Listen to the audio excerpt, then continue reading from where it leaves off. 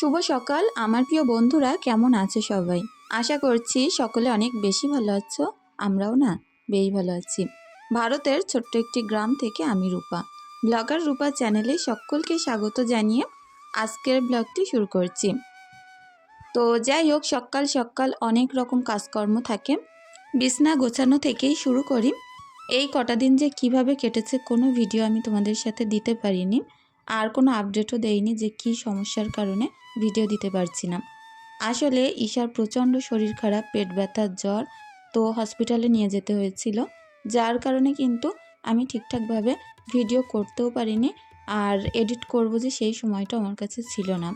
বাচ্চা কাচ্চার শরীর খারাপ হলে সেই টাইমে কিন্তু অন্য কাজগুলো সাইডে মনে হয় রেখে দিই, আর সেই কাজটাই আগে করি, বাচ্চার যেটা দরকার।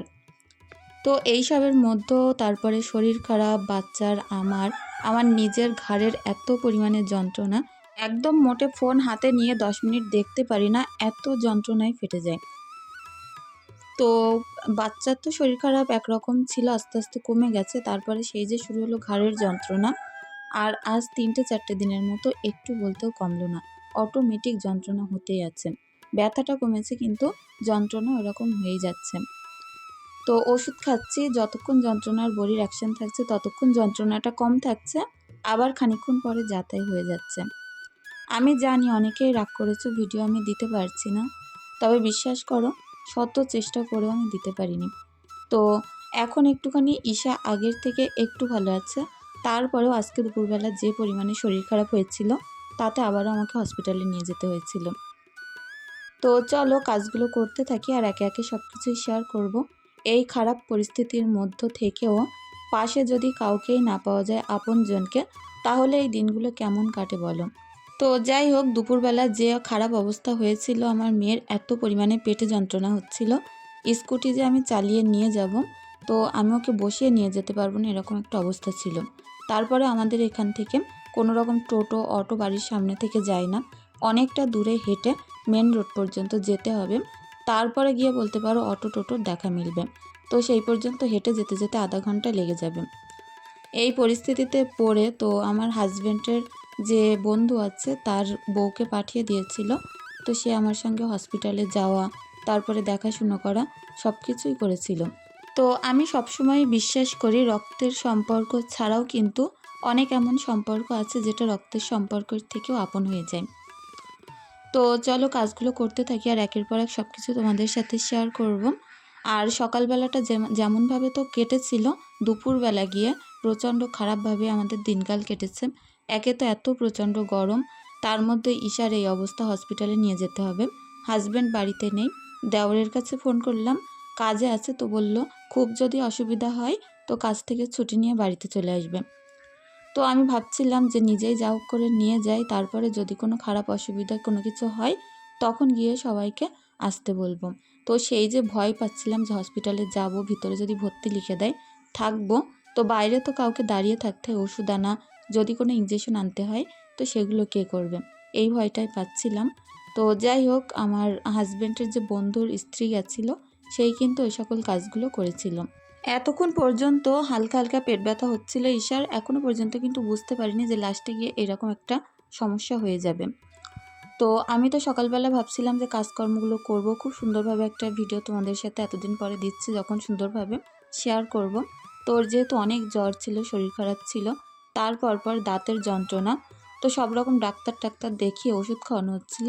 আমি বলছিলাম যে এইবার ঠিক হয়ে গেছে যখন, এবার ভালোভাবে তোমাদের সাথে ভিডিও দেব। তারপরে গিয়ে আজকে এই অবস্থা, না হয়েছে আমাদের ঠিকঠাক রান্না খাওয়া, না হয়েছে কোনো কিছু। তো সব কিছু যে এমনভাবে আজকের দিনটা আমাদের খারাপভাবে গেছে সেটা বলে বোঝাতে পারবো না। যাই হোক, চলো তোমাদের সঙ্গে কাজের কথায় আসি। এদিকে দেখো, সুন্দর করে জামা কাপড়গুলো ভাঁজ করে নিচ্ছিলাম, আর অনেক জামা কাপড় কালকেও কাচা ধোয়া করেছিলাম, সেগুলোকেই ভাঁজ করে নিচ্ছি। এখানে ঈশার স্কুল ড্রেসও ছিল। এই যে গরমের টাইমে এই সময় কিন্তু স্কুল ড্রেস প্রত্যেক দিনই পরিষ্কার করে দিতে হয়, আর আমি তো রোজ পরিষ্কার করে দিই। একটাই যেহেতু আমার মেয়ের ড্রেস, পরিষ্কার করে দিই তাড়াতাড়ি করে, আবার যাতে পরের দিন শুকিয়ে যায়। এমনিতেও রোদ্রের যা টান, গরম, জামা কাপড় কিন্তু এমনিতেই শুকিয়ে যায়, যতই বেলা করে ধোয়া হোক না কেন। তো চলো আলাদা আলাদা করে রাখলাম আমার নতুন জামা প্যান্ট, ঈশার স্কুল ড্রেস, ঈশার কিছু বাড়ি পরা জামা কাপড়, আর তার সঙ্গে আমার নাইটি টাইটি এটা ওটা আছে সেগুলো। প্রত্যেকটা জিনিসপত্র যার যার জায়গায় রাখলাম। ওই যে ঝুড়িটায় রাখলাম বড় ঝুড়িতে, ওটাই আমার নতুন জামা কাপড়, যেটা সুতির জামা, রোজ আমি স্কুলে পরে যাই। এর ভিতরে আমার নাইটি টাইটিগুলোই থাকে। আর ইশারগুলো তো সবুজ বাস্কেটটায় রাখলাম। চলো এখন এই টেবিলের ওপরটা পরিষ্কার করে নিই। টেবিলের ওপরটা সিমরানকে আমি বলেছি সবসময় এরকম ফাঁকা করে রাখতে। এখানে অনেক জিনিসপত্র রাখা ছিল, এতে করে না পড়াশুনো করতে আর অসুবিধা হতো। তো একটা ক্যালেন্ডার দিয়ে রেখেছি আর কটা বইটই আছে। এই হচ্ছে সিমরানের পড়ার টেবিল। ভাবছি ওখানে একটা ছোট্ট ফুলদানি দিয়ে দেব, দেখতে কি আরও ভালো লাগবে। আর পরে অনলাইন থেকে একটা টেবিল ল্যাম্প অর্ডার করে নেব ছোট্ট দেখে, যাতে আরও কিন্তু টেবিলটা ফুটিয়ে তুলবে। ইচ্ছে তো অনেক কিছু আছে, দেখা যাক কবে সেই ইচ্ছেগুলো আস্তে আস্তে পূরণ করতে পারি। পুরো ঘরটা পরিষ্কার করে নিলাম, চলে আসলাম এখন বারান্দায়। প্রত্যেকটা গাছের খুব বেহাল অবস্থা, যা পরিমাণে রোদ্দুর আর খরা, তো তার মধ্যে কিন্তু গাছগুলোর পুরো গোড়া টোড়া শুকিয়ে যাচ্ছে আর কেমন জানি হয়ে যাচ্ছে, কোনো একটা সতেজ কোনো ভাব নেই। তো তোমরা যদি কেউ জানো যে এই গাছগুলোকে সুন্দরভাবে রাখতে গেলে গাছগুলো যাতে খুব সুন্দর সতেজ দেখায়, তার জন্য কি দেওয়া দরকার অবশ্যই কিন্তু কমেন্ট করে জানিও। এমনি তো আমি চাল ধোয়া পানি, মাছ ধোয়া পানি, তারপরে চায়ের পাতির যে পানিটা হয় এইগুলো কিন্তু দিয়ে থাকি। এ বাদে যদি কোনো সার দেওয়ার থাকে তো তোমরা জানলে অবশ্যই কমেন্ট করে জানিও, কি না আমি গাছে দেব। তো বারান্দা পরিষ্কার করলাম আর ছোট্ট রান্নাঘরটার মধ্যে আসলাম। আমার এই যে গ্যাসে রান্না করা রান্নাঘরটা কিন্তু প্রচুর ছোট, খুব তাড়াতাড়ি করলাম। ঈশা অনেক কান্নাকাটি করছিল, ঘরে এসে বলছিল প্রচণ্ড পেটে ব্যথা, তার মধ্যে গলায় ব্যথা, জ্বর আসছে। তো গায়ে হাত দিয়ে অনেক সময় এখানে বসলাম, আস্তে আস্তে করে অনেক সময় ধরে ওষুধ টষুধ খাইয়ে তারপরে কোলের ভিতরে নিয়ে নাড়াচাড়া দিয়ে ঘুমটুম পাড়ালাম। আর সিমরানকে বললাম গাটা ধুয়ে নিতে, কারণ আমাকে হয়তো এক্ষুনি হসপিটালে ছুটতে হয় কি তার ঠিক নেই। আমি ওকে বললাম গাটা ধুতে। আর আমি কিন্তু ঘরে ভাতটা বসিয়ে দিয়েছি, আলু সিদ্ধ, ডিম সিদ্ধ ভাত। তো ওইটা হচ্ছে, সিমরানকে বললাম তাড়াতাড়ি উঠে যেতে, যদি ভাতটা উতলে যায় গ্যাসটা বন্ধ করে দিতে। তো চলো, এত বাসনের গাদা আছে, এগুলো মাজবো। জানি না আজকে কপালে কি আছে, আদৌ রান্না খাওয়া হবে কি আমাদের তার ঠিক নেই। তো এতগুলো বাসনপত্র এই যে টানা রোদ্রে আমার পুরো সমস্ত গা পুরো ভেসে যাচ্ছিল গরমে। যেহেতু সানের ধারে আশেপাশে এখন তেমন কোনো গাছ নেই, একটা মেঘনি গাছ আছে, তো গাছটা পুকুরে পড়ে যাচ্ছে বলে মাথা কেটে পুরো একদম ছেটে রেখে দেওয়া হয়েছে। তা নয় বেশি মাথা ভার থাকলে পানির ভিতরে পড়ে যাচ্ছে গাছগুলো। এই এত গাদা বাসন যদি বেসিনে মাজতে যেতাম কখনোই সম্ভব হতো না, অনেক সময় লেগে যেত। তাছাড়া সবথেকে সমস্যা, একটা ছোট্ট গামলা রাখলেই বেসিনটা ভর্তি হয়ে যায়। এত বাসন মেজে মেজে আমার সব নিচে উপর করে রাখতে হতো, আবার তুলে তুলে ধুতে হতো। তার থেকে আমার মনে হয় কষ্ট হলেও রোদ্রে গেলেও তো ঘরটরগুলো নোংরা হবে না, এই সানের উপর বসে তাড়াতাড়ি মেজে নেব আর এখান থেকেই ধুয়ে নিতে পারবো। যেমন গরম, তার সঙ্গে পুকুরের এত সুন্দর চকচকে পানি, এত বড় পুকুর ভর্তি পানি, এটা দেখেই কিন্তু মন জুড়িয়ে যাচ্ছে। বহুত দিন পরে এত বড় একটা স্বপ্ন আমাদের পূরণ হলো। তো বহুত দিনের কষ্ট করার টাকা দিয়ে, খুব কষ্ট করে তিল তিল করে টাকা দিয়ে পুকুরটা যেহেতু বন্ধক ছিল, আমরা কিন্তু ছাড়িয়ে নিয়েছি। আর এই দিনটা ছিল আমাদের কাছে অনেক খুশির একটা দিন।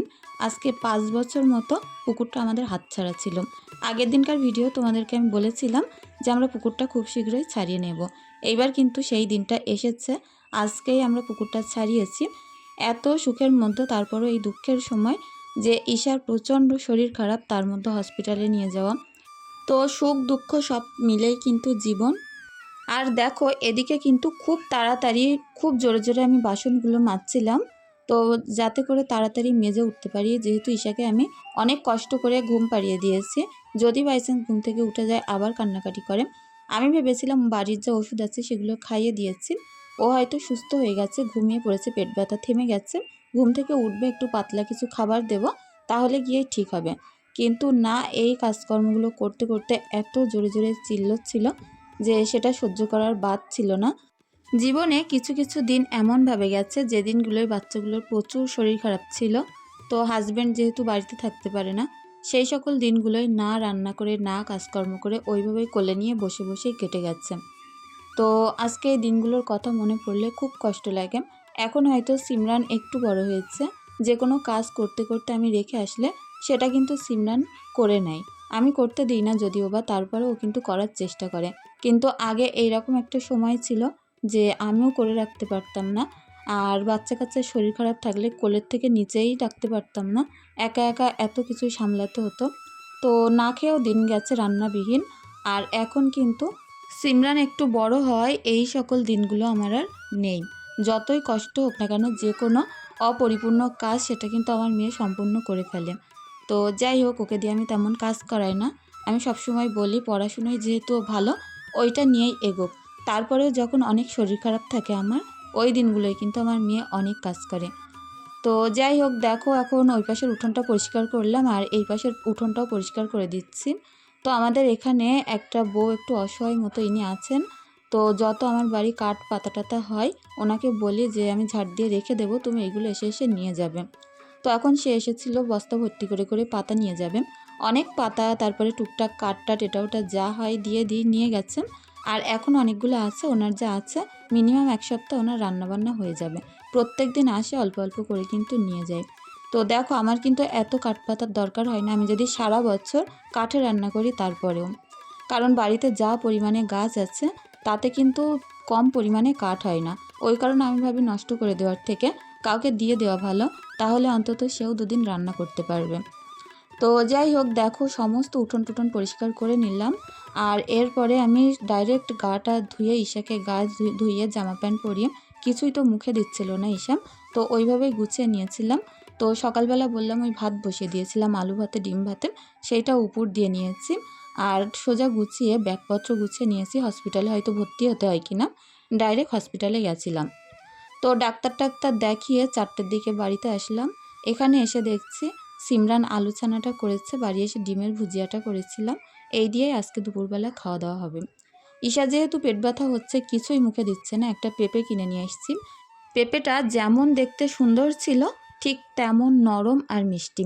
এর থেকে আমি খোসাটাই ছাড়াতে পারছিলাম না, এত নরম, আমের মতো একদম নরম তুলতুল করছিল। তো তার কারণে খোসা সমেতে আমার কাটতে হলো। ভাবলাম এইবার খোসাগুলো এর থেকে তুলে নেব। তো সেই খোসা তুলতে পারছিলাম না দেখে বাচ্চারা দেখো খোসার উপর থেকে খাচ্ছে। এখন যেহেতু ঈশার একটু খিদে পেয়েছে, পটি করেছে, ওই কারণে দেখো পেঁপেগুলো কিন্তু খাচ্ছে। যাই হোক, ডাক্তারবাবু বলে দিয়েছে প্রত্যেক দিন ঠান্ডা জাতীয় খাবার খাওয়াতে, তাহলে নাকি এই সমস্যাটা থাকবে না গরমকালে। তো চলো, সারাদিন তেমন কিছু তো রান্না হয়নি। এখন বিকালবেলা একটুখানি ডাঁটা আলু রান্না করে নিচ্ছি। আর এগুলো হচ্ছে নজনার ডাঁটা। তো চলো বন্ধুরা, আজকের ভিডিওটি এখানেই শেষ করছি। সকলে অনেক ভালো থেকো, সুস্থ থেকো, আমাদের জন্য দোয়া ভালোবাসা রেখে যে ধন্যবাদ।